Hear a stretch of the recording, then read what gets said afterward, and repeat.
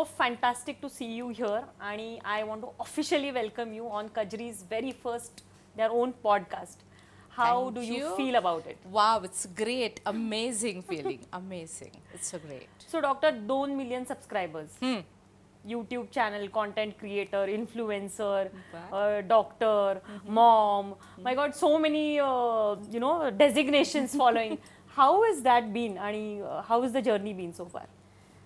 Journey as a content creator. First, I would like to tell that. कसं आहे, आम्ही doctor म्हणजे मी doctor आहे. डॉक्टर ह्या नात्याने जेव्हा मी समाजात जाते तेव्हा मला बघितलंय मी समाजाने मला इतकं काही दिलेलं आहे तर मला नेहमी वाटायचं आपण समाजाची काहीतरी परतफेड केली पाहिजे.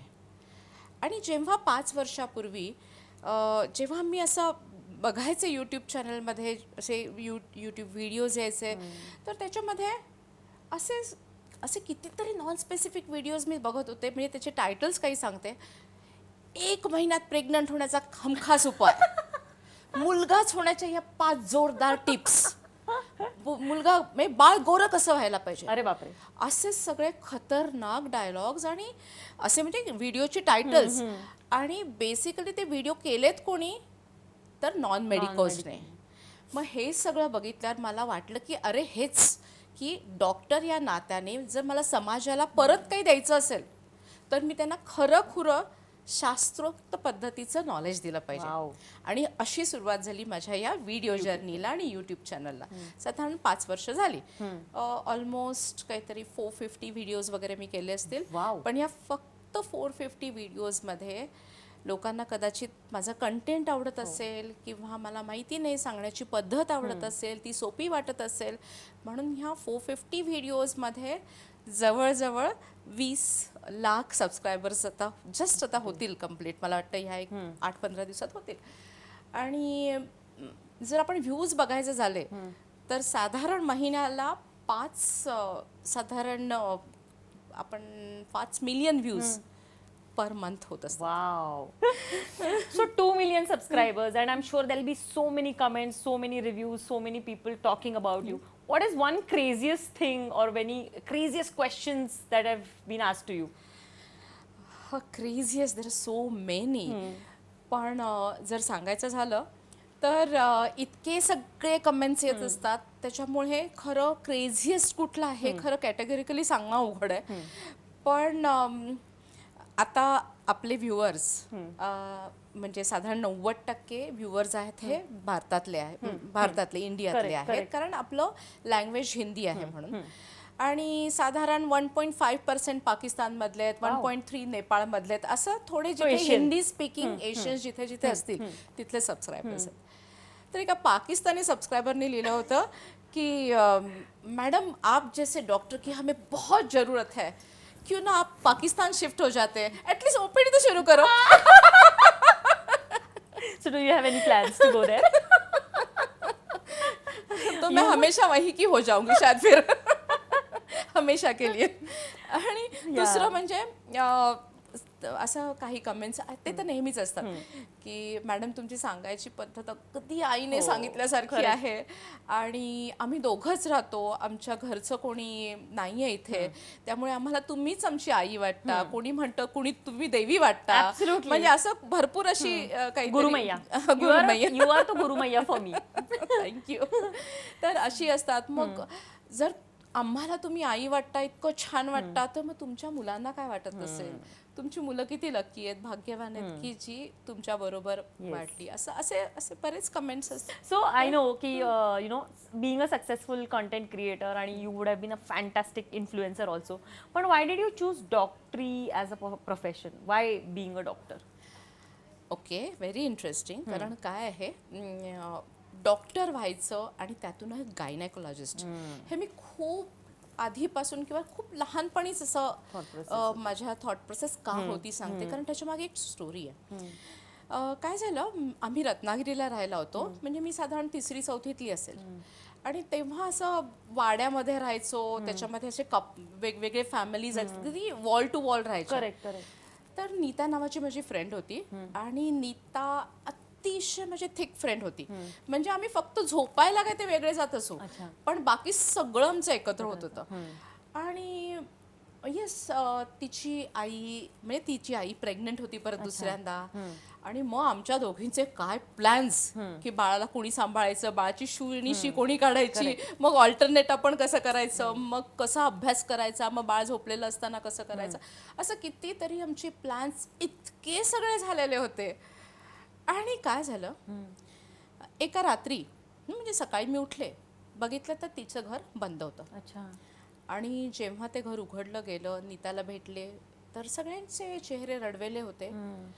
कारण हॉस्पिटलमध्ये नीताची आई पण नव्हती आणि बाळ पण घरी आलं नाही. Oh my God. म्हणजे तो प्रेग्नन्सीमध्ये असं काही कॉम्प्लिकेशन झालं होतं. ती लहान होते, मला काही कळलं नाही. पण मोस्टली आत्ता मला असं जे काही तेव्हाचं डिस्कशन असायचं त्याच्यावरून मला असं वाटतंय की जी बाळाला रक्तपुरवठा करणारी जी नाळ असते आणि वार असते ती सुटली होती. आणि ती कधी कधी सुटली की काय होतं की आईच्या शरीरामध्ये रक्त गोठण्याची प्रक्रिया एकदम कमी होऊन जाते.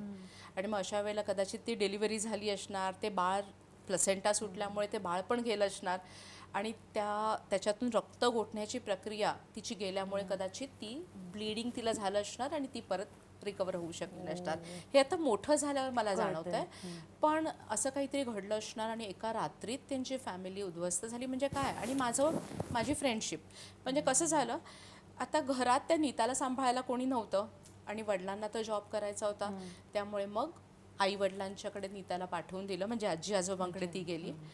आणि अशी आमची फ्रेंडशिप तुटली. तेव्हाच ठरवलं की काहीतरी आपल्याला, म्हणजे मला नक्कीच डॉक्टर व्हायला आवडेल. आणि जसं नीता तिचं होणारं भावंड जे हरवून बसली, अशा कितीतरी मला फॅमिलीज वाचवायच्या आहेत, हे लहानपणापासून डोक्यात होतं. त्यामुळे मी मेडिकलला गेले. मेडिकलला गेल्यावर सुद्धा म्हणजे मला गायनिक मिळत नव्हतं त्यावेळेला, मला पीडियाट्रिक्स मिळत होतं. पीडियाट्रिक्स मी सोडून दिलं आणि पुढच्या नंतरच्या अटेम्प्टला मला गायनिक मिळेपर्यंत मी थांबले, कारण मला तेच व्हायचं होतं. So I'm just taking a deep breath आणि the next question is going to be based on the same lines. Life saving surgeries काही केल्यात का तुम्ही आणि त्यातला एखादा एक्सपिरियन्स शेअर कराल का? पूनम, भरपूर लाईफ सेव्हिंग सर्जरीज कराव्या लागतात.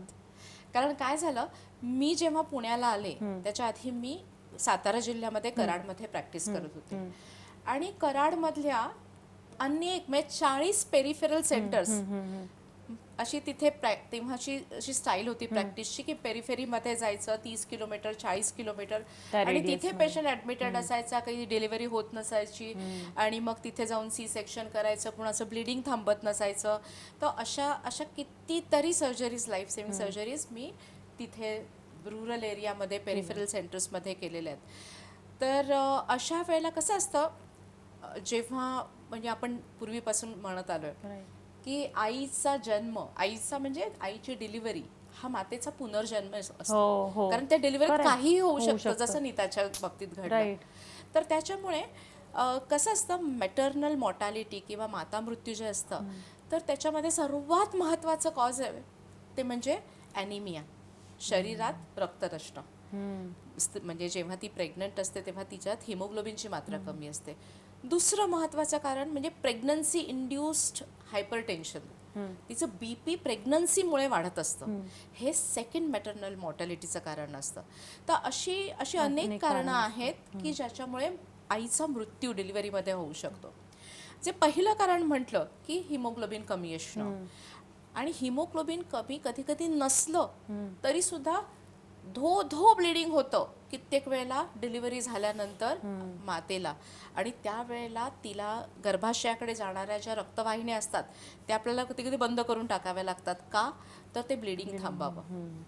कित्येक वेळेला असं सुद्धा करायला लागलंय मला, 20-20 वर्षाच्या मुलींची तेव्हा गर्भपिशवी काढून टाकायची, हिस्टेक्टमीची पण सर्जरी करायला लागायची. असं सुद्धा तिचं आयुष्य वाचावं म्हणून आम्हाला करायला लागलेलं असतं. बापरे. So having said that, these are the side effects or drawbacks of being a doctor. You have to go through so much of trauma and all. But there are positive sides also, right? तुम्ही कितीतरी जणांच्या आयुष्यात तो आनंद दिलाय, ती सुख दिले आहे आणि त्याबद्दल सांगा, त्यांचे काय रिस्पॉन्सेस होते आणि give us some examples about the happy parents that have made. Okay Poonam, कसं आहे, मी जशी मी ऑब्स्टेटिशियन आहे, स्त्री रोगशास्त्र, तशीच हाय रिस्क गॅनिकोलॉजिकल सर्जरीज पण करते, लॅप्रोस्कोपिक पण करते, पण त्याचबरोबर मी IVF कन्सल्टंट पण आहे. ओके. सातारा जिल्ह्यातल्या पहिल्या टेस्ट ट्यूब बेबीला मी जन्म दिलेला आहे. तर त्यामुळे IVF मध्ये जेवढं काही करणं शक्य ते सगळं केलेलं आहे. म्हणजे IVF मध्ये असं असतं, आपले 5,000 एक मुलगी विदाऊट गर्भाशय जन्माला येते, माहिती तुला? रिअली? तिला युट्रसच नसतं. I don't believe you. आयुष्यभर तिला तिची डिलिव्हरी होऊ शकत नाही का तिला मेन्सेस येऊ शकत नाही. 5,000 एक मुलगी माय गॉड. विदाऊट गर्भाशय जन्माला येते. नंतर आता कदाचित लाईफस्टाईल असेल, काही जेनेटिक्स असतील, काही चेंजेस असतील, इपिजेनेटिक्स असतील, त्याच्यामुळे बायकांशी ना म्हणजे ओव्हेरियन रिझर्व हा अगदी कमी झालेला आहे. म्हणजे अंडी तयार होण्याची क्षमता किंवा अंड्यांचा साठा, अंड्यांचा पूल हा खूप भराभर कमी व्हायला लागला. मी एक 19 वर्षाची मुलगी OPD मध्ये बघितली. तिला 2 ते 3 पिरियड्स स्टार्ट झाले, नंतर पिरियड्सच बंद झाले. Oh my God. आणि पिरियड्स बंद झाले म्हणून तिची आई मला घेऊन आली, आई माझ्याकडे घेऊन आली. तर त्यावेळेला मी तिची तपासणी जेव्हा केली आणि तिचं AMH नावाची आम्ही एक हार्मोनल व्हॅल्यू बघतो, म्हणजे अँटी म्युलेरियन हार्मोन. ती आपल्याला असं सांगते की आपल्या ओव्हरीजमध्ये अंड्यांचा किती साठा आहे. तर तिचा अंड्यांचा साठा पोस्ट मेनोपॉझल ज्यांची पिरियड्स गेलेले आहेत अशा बायकांच्या इतका कमी होता. पण असं का होतं? म्हणजे तिला आयुष्यात कधीही आता अंड तयार होणार नाहीये, आणि मग तिला सुद्धा आपल्याला प्रेग्नन्सी द्यायची आहे. करेक्ट. मग ह्या सगळ्या गोष्टी आम्ही IVFच्या माध्यमातून सगळ्या करतो. पण I remember one of your काय म्हणतात त्याला विटी statements Wien you had past one of the हे की बाळ होण्यासाठी पुरुषाची गरज असते, पण मी विदाऊट एखाद्या पुरुषाची गरज नाही तरी पण मी एखाद्या स्त्रीला प्रेग्नेंट करू शकते आणि बाळ होऊ शकतं तिला, राईट? हे तुम्ही बोललेलं आहात आणि मला ते चांगलं आठवतं खूप. सो एवढं सगळं बॅलन्स आउट करताना, जगल करताना, you have your on kids also.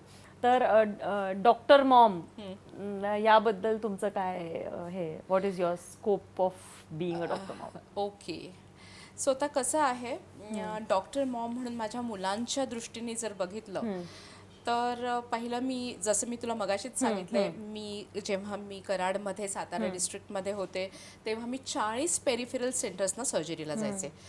कित्येक वेळा सकाळी 4-4:30ला सर्जरीला निघायचं, दिवसातला 7-8-10 सर्जरीज करायच्या, रात्री 11ला यायचं. त्यामुळे कित्येक वेळेला 2-2, 3-3 दिवस मला मुलांची भेट व्हायची नाही. ओके. माझी पहिली मुलगी जेव्हा म्हणजे तिची डिलिव्हरी झाली पहिल्या मुलीच्या वेळेला, तेव्हा माझा सिझेरियन सेक्शन झाला. आणि 10व्या दिवशी जनरली आपण टाके काढत असतो. तर 10व्या दिवशी टाके काढल्यावर त्या दिवशी मी माझ्या ऑब्स्टेट्रिक अँड गायनिकच्या पेपरला 3 तासाचा पेपर लिहून आली आणि असं ऑल्टरनेट डे 4 पेपर केले. नंतर 1 महिन्याच्या आत मला सांगलीला, तेव्हा कृष्णा मेडिकल कॉलेजला होते, पण नंतर मला सांगलीला एक्झामला जावं लागायचं कारण प्रॅक्टिकल एक्झामिनेशन कृष्णा हॉस्पिटलमध्ये तेव्हा होत नव्हती. मग सांगलीला मी जेव्हा गेले तेव्हा 1 महिना मला घरापासून लांब राहावं लागलं. तेव्हा माझं ते 1 महिन्याचं बाळ माझ्या सासूबाईंच्याकडे होतं. मग नंतर सासूबाईंना कसं एकुलता एकच मुलगा असल्यामुळे त्यांना पण असं म्हणजे मुलांना वाढवण्याची हौस होती, त्यामुळे तिने सांगितलं तुझं पहिलं बाळ आम्ही सांभाळतो. त्यामुळे एक 10 दिवसातच माझं पहिलं बाळांपण आणि पहिल्या बाळांची जी आपण जशी केअर करतो, मदरली इन्स्टिंक्ट प्रत्येकाचं असतं, पण ते तिथेच मला दाबावं लागलं. नंतर दुसऱ्या बेबीच्या वेळेला काय झालं, आमच्या सासूबाईंनी सांगून टाकलं की आता तुला कसं आहे, तुझं झालं बाळ की लगेच तू आमच्या हातात देऊन टाकतेस, असं नाही, तुझं दुसरं बाळ हे तुझं तूच सांभाळायला पाहिजे. मग सेकंड माझं 3 वर्षानंतर माझा सिझेरियन झालं, परत सेकंड सीझर केलं माझं, आणि माझ्या मुलाचा जन्म झाला. मग मुलाचा जन्म झाला त्याच्यानंतर 1-1.5 महिन्यात, तेव्हा काही मॅटर्निटी लिव्ह 6 महिन्याची वगैरे नव्हती, आम्हाला 4व्या महिन्यात नाही जॉईन झालं तर आमचे जॉब जाणार होते. तर आणि कसं आहे, डॉक्टर जेवढं पेशंट्स बघेल, जेवढ्या सर्जरीज करेल तेवढा तो प्रगल्भ होत जातो, त्याचं क्रिएटिव्ह आहे, त्याच्या फील्डमध्ये तो मोठा होत जातो आणि तेवढा तो एक्सपिरियन्स होत जातो. त्यामुळे मला लगेचच आता 6व्या महिन्याचं झालंय बाळ म्हटल्यावर मला आता जॉईन करायचंच होतं. मग आता करायचं कसं, कारण सासूबाई आमच्या डॉक्टर, ते पहिली मुलगी सांभाळत होत्या, त्यांचं हॉस्पिटल होतं, मला कृष्णा हॉस्पिटलला जॉईन व्हायचं होतं. मग तिथे आम्हाला स्टाफ क्वार्टर दिली होती. मग तिथे घेऊन बाळाला, आईला वगैरे काही येणं शक्य नव्हतं. पण कुणी हेल्प नाही आहे म्हणून मी करिअर सोडायचं नाही ठरवलं. मी एक माझी जी एक हे असते फुल टाईम मेड राहणारी ती शोधली आणि माझं 1.25 महिन्याचं बाळ, मी आणि फुल टाईम मेड असं आम्ही माझ्या कृष्णाच्या कॅम्पसमध्ये स्टाफ क्वार्टरमध्ये शिफ्ट झालो. वाव. तर 1.25 महिन्याच्या बाळाला मग नंतर मी सांभाळलं. So in continuation to that नंतर तुला तेच म्हणायचं होतं की मुलांना काय वाटतं ह्या सगळ्याबद्दल. मग मुलांनी जसं 2-2, 3-3 दिवस आई घरातच येत नाही हे जेव्हा बघितलं, तेव्हा तसं त्यांना अटॅचमेंट होती, मी काहीतरी चांगलं करते असं होतं. पण छोटी माझी मुलगी एक 5-6 वर्षाची होती, तिला थोडासा फिअर फॅक्टर झाला माझ्याबद्दल. म्हणजे मॉम काय कॉल आला की लगेच ऑपरेशन्सला निघून जाते, त्यामुळे ती माझ्याबरोबर यायला घाबरायची. म्हणजे मी समजा हिच्याबरोबर गेले आणि तिचं कॉलला गेली तर मी काय करू, अशी इनसिक्युरिटी तिच्या मनात होती. म्हणजे ती लहान होती त्यामुळे ते होणं गरजेचं होतंच, म्हणजे स्वाभाविक. पण मग हळूहळू त्यांना थोडंसं कौतुक वाटायला लागलं की बा आपले मॉम हे करतीये, हे दुसऱ्या मॉमपेक्षा फार वेगळं करतीये. मग ते नेहमी अप्रिशिएट करायला लागले. किंवा मग नंतर ते दोघंही हॉस्टेलला जेव्हा गेले तेव्हा मी एकटी ड्राईव्ह करत जायचे त्यांना भेटायला, की त्यांच्या पेरेंट्स मीट अटेंड करायचे. तेव्हा असं असायचं की सगळे पुरुष आलेत आणि मी एकटी, किंवा नवरा बायको आलेले तर मी एकटी जायचे बऱ्याच वेळेला, कारण माझे हस्बंड थोडेसे बिझी असायचे दुसरीकडे, त्यामुळे मी ते जायचे. तर त्यांना खूप कौतुक वाटायचं की आपली मॉम अशी एकटी सगळ्यांच्यात आहे, की आपली मॉम येते, त्यामुळे त्यांना ते खूप छान वाटायचं. पण दोघांनीही doctor as a career profession त्यांनी निवडलं नाही, कारण माझं आयुष्य बघून त्यांना वाटायचं mom there is no life in your life. काय काम काम काम म्हणजे काय, देर इज नो लाईफ. त्यामुळे त्यांनी म्हणजे घरून जरा सुद्धा आजी आजोबांचा फोर्स होऊ नये, कारण ते दोघंही डॉक्टर, म्हणून माझ्या मुलीने बायो घेतलंच नाही 11वी-12वीला. आणि मुलाने पण सेम केलं. Right. Okay. So both are not doctors. पण they are big supporter of mine. आणि अगदी त्यांना खूप कौतुक आहे. आणि अगदी कुठेही गेले, त्या जगाच्या पाठीवर कुठेही गेले, कारण माझी मुलगी असते ऑस्ट्रेलियाला मेलबर्नमध्ये आणि मुलगा असतो ऑस्ट्रियाला व्हिएन्नाला. पण कुठेही गेले तरी ते कुठलाही असेल तरी ते सांगतात my mom is influencer, she is YouTube creator, अगदी कौतुकाने समोरच्यांना सांगतात. They are very proud of me. Okay. So can you debunk one myth about fertility? One. Okay, there are so many. Yeah. Yes. आता पहिल्यांदा सांगायचं झालं तर अगदी common, म्हणजे सगळ्यांना अप्लाय होईल असं पण एक मिथ सांगते. आपण ओरल कंट्रासेप्टिव्ह पिल्स म्हणजे बर्थ कंट्रोल पिल घेतल्या की आपल्याला मूल होत नाही, हे बिगेस्ट मिथ आहे. सिरियसली? Yes, biggest myth. म्हणजे मुली काय करतात, मुलींना माहिती असतं लग्न झाल्यावर जेव्हा अनप्रोटेक्टेड इंटरकोर्स होतो तेव्हा त्या प्रेग्नंट तर होणारच आहेत. पण ओसी पिल्स किंवा हार्मोनल पिल्स घ्यायला घाबरतात, कारण घरातल्यांनी सांगितलेलं असतं की तुम्ही हे घेतलं, बर्थ कंट्रोल पिल घेतलं की तुम्हाला पुढे बाळ होणार नाही, फर्टिलिटी जाईल. मग कधी कधी काय असतं, अनप्रोटेक्टेड इंटरकोर्स कधी ते करतात, त्याच्यामुळे त्यांना ते कन्सीव्ह होतात. आणि कन्सीव्ह मग we are not ready, we don't know each other yet असं म्हणतात. म्हणजे प्रेग्नंट झालेले असतात पण त्यांनी एकमेकांना ओळखलेलं नसतं. मग त्यांना ते नको असतं, मग दिस इज नॉट द टाइम, मग असं म्हणतात आणि मग ते अबॉर्शनला येतात. आणि अबॉर्शनच्या प्रोसेसमध्ये म्हणजे जरी ते टॅबलेटने केलं किंवा कधी कधी क्लिनिंग जरी केलं युट्रसचं, तरी साधारण 100 एखाद्या मुलीला परमनंटली ती आई होण्याची कपॅसिटी जाते. म्हणजे आता जेव्हा आम्ही IVF करतो तेव्हा त्या IVF मध्ये साधारण 100 जर केसेस असतील तर त्यातल्या 10 मुली ऑलरेडी प्रेग्नंट झालेल्या असतात.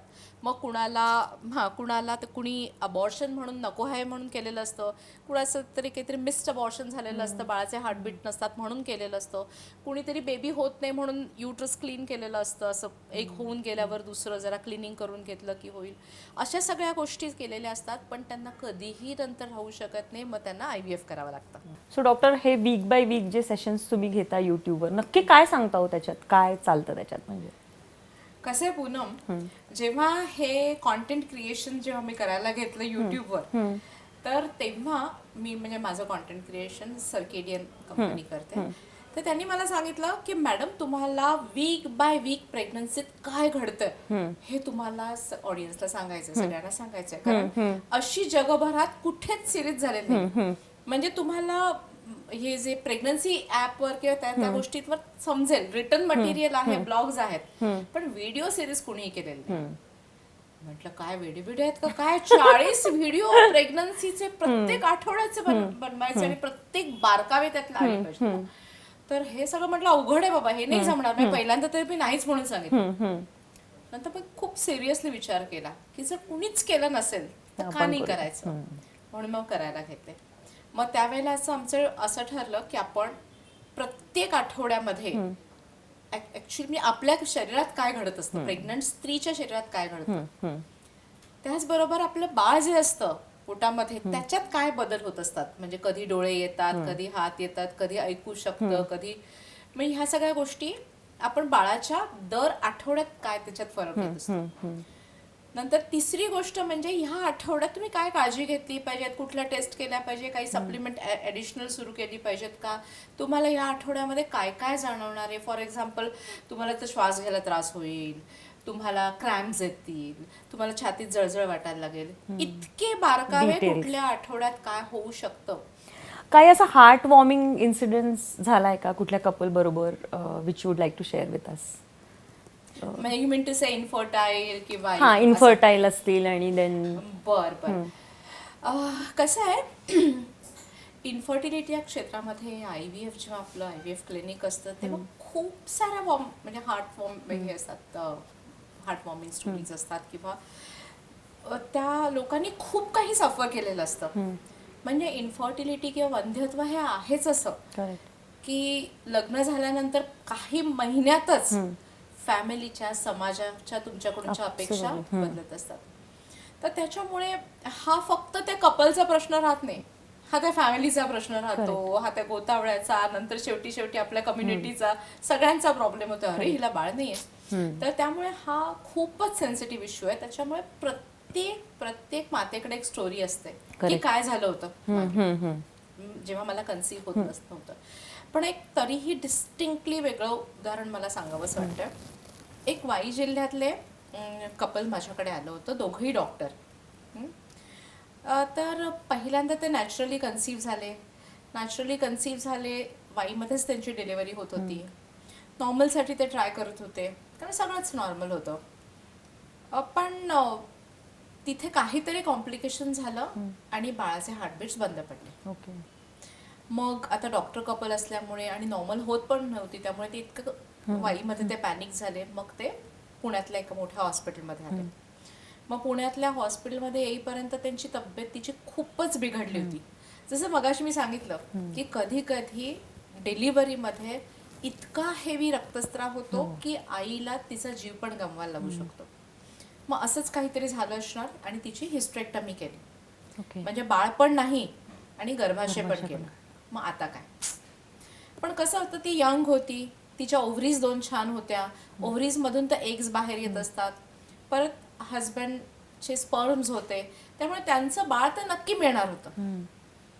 पण टेक्नॉलॉजी, सायन्स आणि सरोगसीच्या माध्यमातून मग आम्ही मिस्टरांचे स्पर्म्स घेतले, तिला इंजेक्शन्स देऊन तिच्यात एग्स निर्माण केली, ती एग्स बाहेर काढली, ती एग्सचे आम्ही एम्ब्रिओज तयार केले आणि तिला युट्रस नसल्यामुळे ते तिचे मिस्टर जे होते त्यांची बहीण ते बेबी वाढवायला तयार झाली.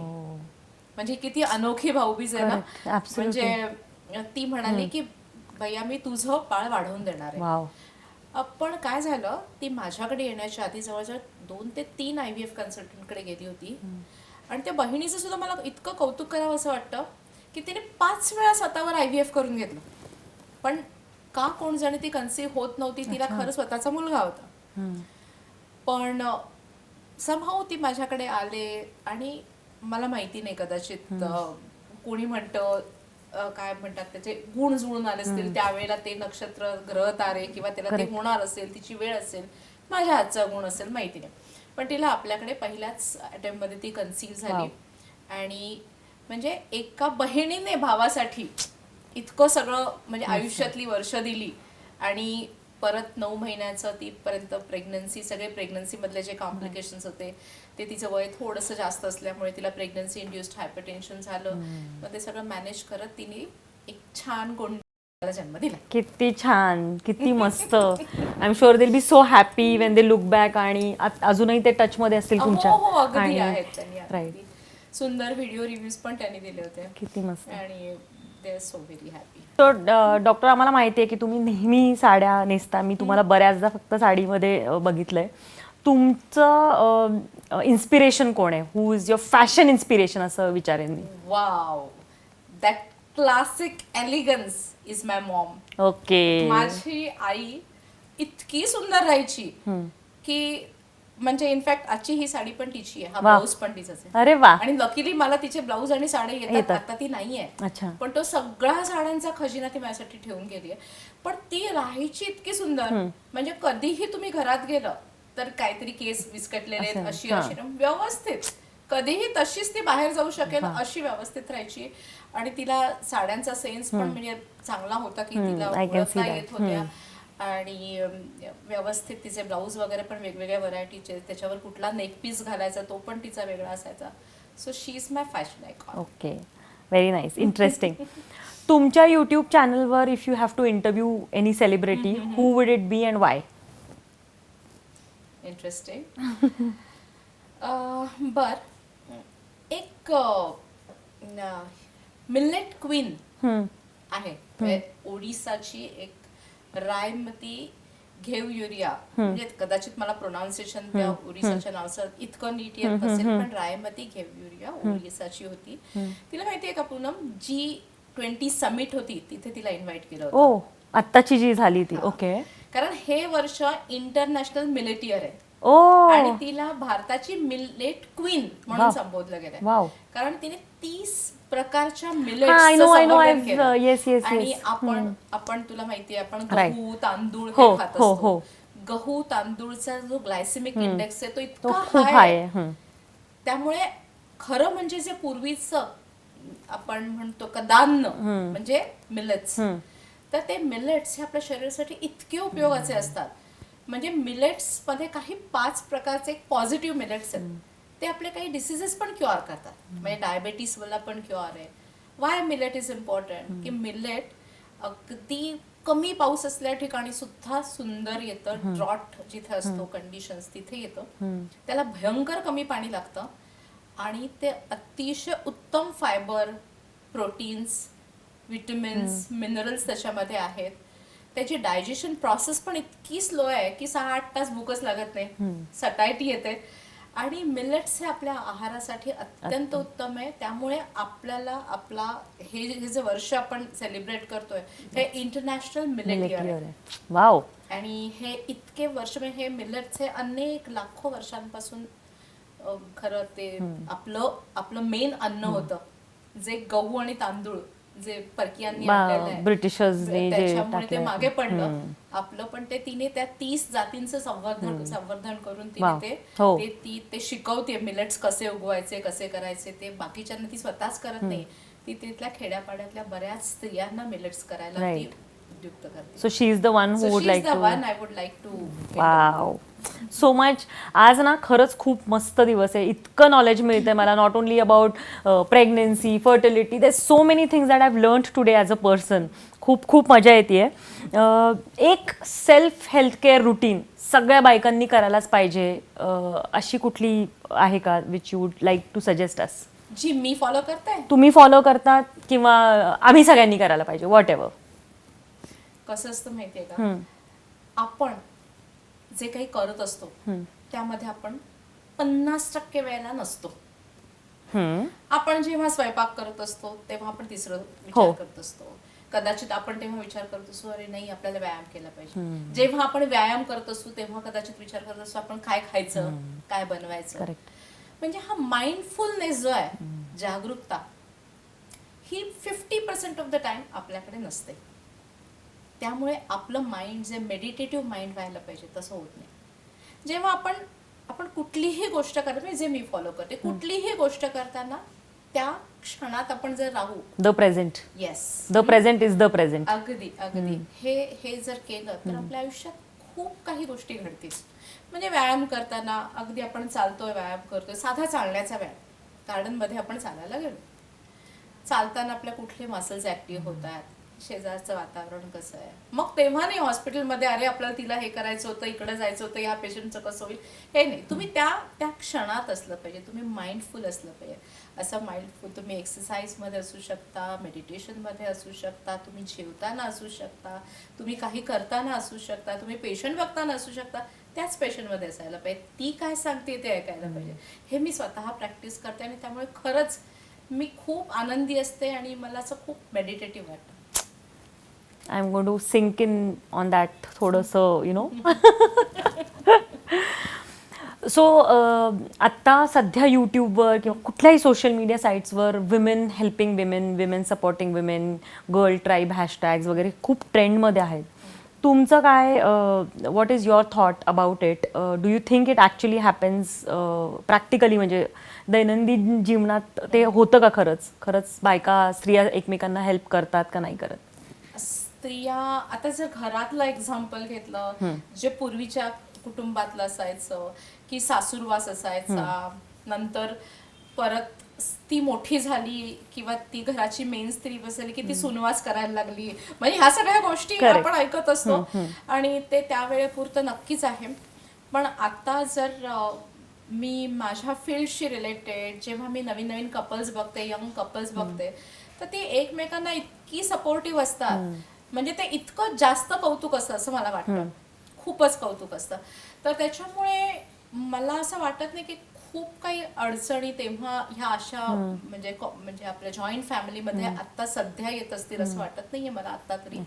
पण कसं आहे, जेव्हा घराच्या माझ्या हॉस्पिटलच्या प्रिमायसेसच्या बाहेर जाऊन जेव्हा मी बघेन, तेव्हा कदाचित ह्या गोष्टी दिसू शकतील. पण पूर्वी जे काही असायचे, एकमेकींचे पाय जास्त ओढलं गेलं किंवा घरातल्या घरात जे स्त्रियांच्या मध्ये कलह असायचे, मला वाटतं आता ते साधारण ते कमी नसावेत.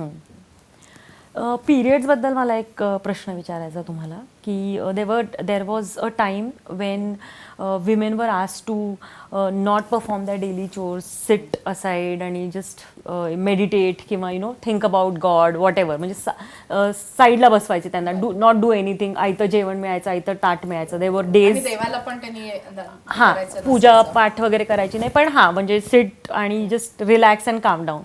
Then came an era where women wanted to work along with men आणि खांद्याला खांदा लावून whatever that jazz is all about, ते सगळं झालं. Now again it's been talked, मी being in HR, you know, these things are coming up to surface की women need 4 days leave during their periods वगैरे. So त्याबद्दल आणि recently if you seen संसद ह्याच्यात जे झालं, Smriti Irani passed that comment that I don't think that is needed वगैरे वगैरे as a women, and I agree with her, that's my opinion, but I am open to be corrected and I want to know your views about that. Do you think की women need those 4 days off, आणि what is your thought process? Don't you think that we are going back to our roots, or how? So it's not the reason behind having those 4 days off was very very essential on the Correct. days. अगं त्यांना काम किती असायचं, Correct. त्यांच्याकडे काही Absolutely. Made नसायचे तेव्हा, त्यांना शेतात पण करायला लागायचं, घरचं दळण पण दळणकांड करायला लागायचं, विहिरीवरून पाणी हे करायला लागायचं, म्हणजे काढायला लागायचं, सगळं झाडू पोछा सगळं त्यांना करायला लागायचं, खाली बसून स्वयंपाक असायचा.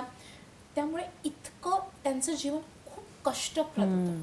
आणि त्यात त्यांना हे पिरियड्समध्ये कित्येक, आता तुला पण माहिती आहे, 80% मुली जेव्हा असतात त्या मुलींच्या पोटात जोरात खूप दुखतं. हो, कित्येक वेळेला प्री मेन्स्ट्रुअल सिंड्रोम मध्ये काही बऱ्याच गोष्टी होत असतात, हेडेक्स होत असतात, उलट्या होत असतात.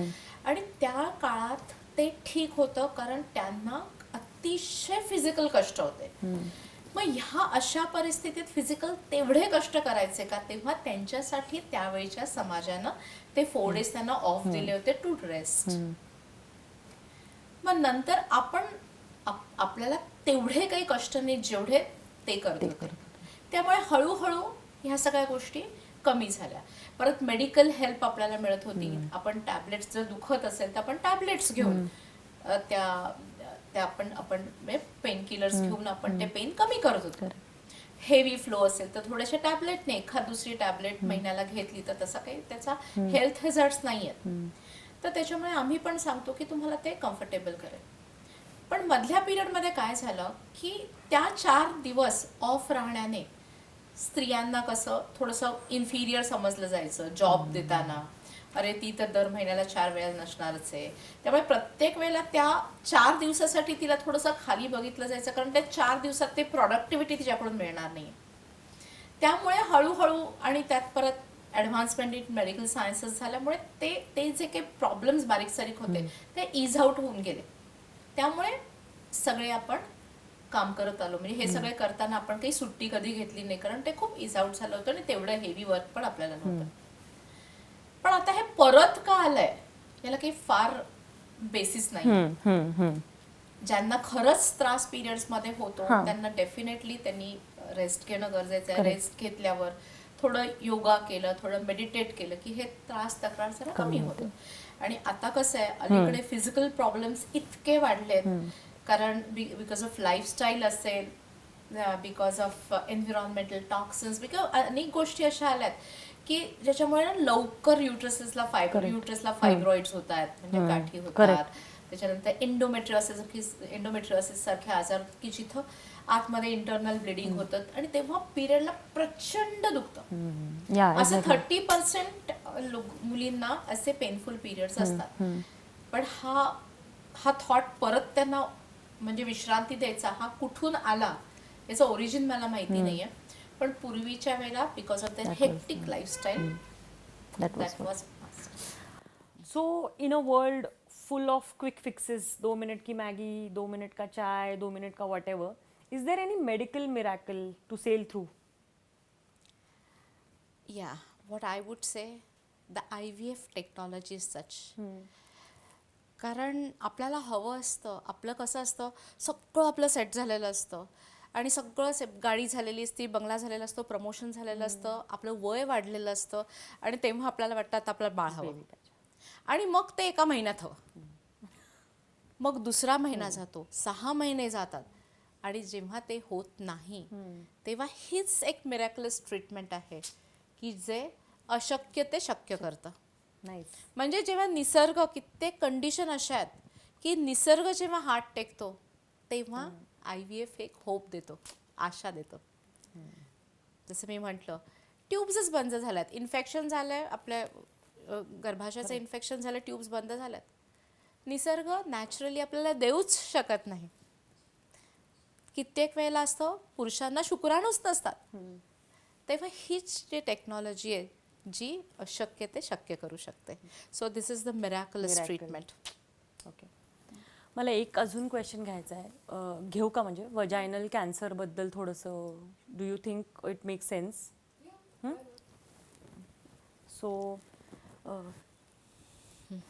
So I hear a lot of stories about breast cancer or vaginal cancer these days. I think cancer is reached every second home if we see. Is there any way to prevent that? Anything that can be done?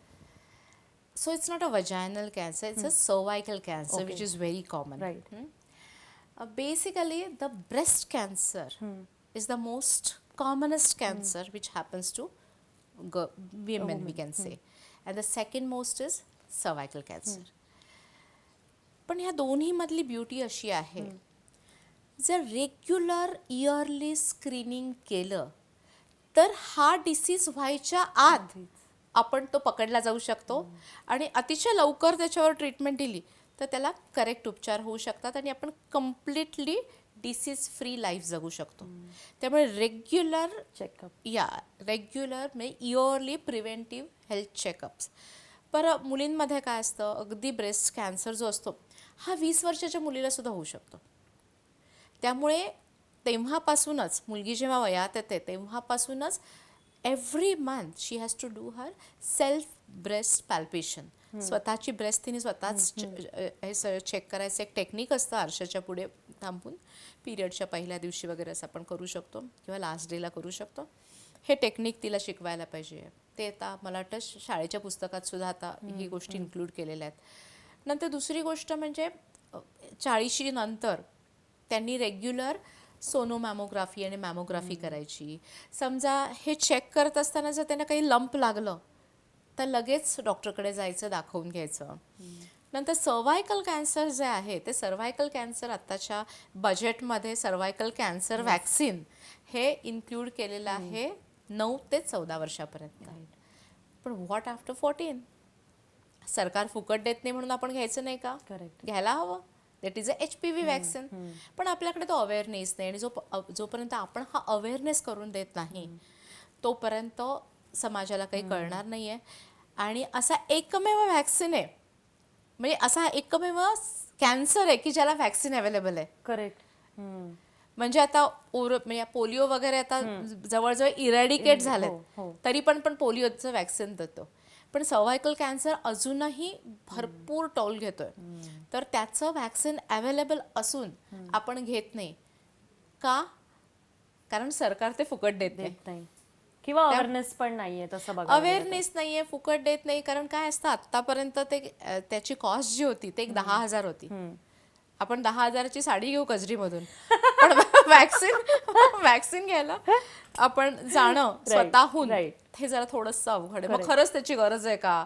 मग त्याचे side effect झाले तर मग असं सगळं आपल्या डोक्यात येतं. आणि जोपर्यंत आपण कंपल्शन आपल्यावर ते करत नाही तोपर्यंत आपण ते करत. किती काय काय करताय तुम्ही, यूट्यूब आणि being a doctor, being a mom, so many things are going on simultaneously. I'm sure you would have faced a lot of challenges in your life. Can you give one short example of such challenge and how did you overcome them? Challenges येतात नाही, मला घ्यायला आवडतं. अरे क्या बात आहे. कारण मी अतिशय वेल सेट होते कराडमध्ये. अच्छा. बरोबर. 2013 साली मी पुण्यात आले. जेव्हा मी कराडमध्ये होते तेव्हा मी 40 जवळजवळ खेडेपाड्यात जाऊन सर्जरी करायचे. कराड सातारा जिल्ह्यातली पहिली टेस्ट ट्यूब बेबी मी क्रिएट केली. त्यानंतर सगळं वेल सेटल्ड आमचं हॉस्पिटल होतं. माझे सासू सासऱ्यांचं 50 बेडेड हॉस्पिटल होतं. माझा नवरा लॅप्रोस्कोपिक सर्जन होता. आणि नंतर सह्याद्रीमध्ये मी गेले होते, तिथे medical director of the Sahyadri hospital Karad होते. इतकं सगळं असून सुद्धा मी पुण्याला यायचा निर्णय घेतला. म्हणजे एकदा सेट झोनमध्ये गेलो ना की मग मला थोडंसं घुटमळ व्हायला लागते की आता ह्याच्या पुढं काय, व्हॉट नेक्स्ट. आता असंच राहायचं आपण, आपके पास नहीं आते, आप प्रॉब्लम्स के पास जाते हो. ऐसे जाती हूँ. इसीलिए मैं 2013 में मैं आ गई पूना. तब पेशेंट बेस 0 था. मेरा ऑनलाइन प्रेझेंस कहीं नहीं था. आणि अशा वेळेला मी एक पेशंट पासून सुरुवात केली. नंतर डॉक्टर्सच्या OPD मध्ये, जनरल प्रॅक्टिशनरच्या OPD मध्ये मी जायचे, तिथे बसायचे बाहेर. त्यांचे सगळे पेशंट झाल्यावर लास्ट मी जायचे, त्यांना सांगायचे मी सो अँड सो डॉक्टर आहे, मी एवढं सगळं करते आहे. असं करत मी हळूहळू पुण्यात सगळ्यांच्या दारात जाऊन मग नंतर आत्ता जी कुठे दिसतीये ते that could be better version of mine. जेव्हा मी कराडमध्ये होते त्यापेक्षाच आत्ताचं असं म्हणू शकेन मी स्वतःला. It's difficult for me to believe because every second person I meet and if I tell them or this conversation comes up, everybody knows you in Pune. Everybody knows you in Pune. So I'm just 11 years old in Pune. Oh my God. How much have you achieved in such a short span of time? I'm sure so much of hard work has gone and it looks very nice but on the top, but I know so much of hard work has gone.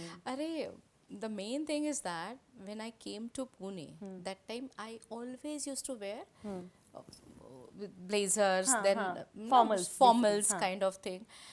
आणि मी पुण्याला आले and one patient asked me, एक 2-3 महिने झाल्यावर, madam तुमचं लग्न झालंय का? असं. म्हणजे मी कधी मंगळसूत्र वगैरे असे घालायचे नाही, त्यामुळे काही तसं. आणि मी नेहमी असंच कधी जीन्समध्ये कधी ह्याच्यामध्ये अशी असायचे फॉर्मल्समध्ये.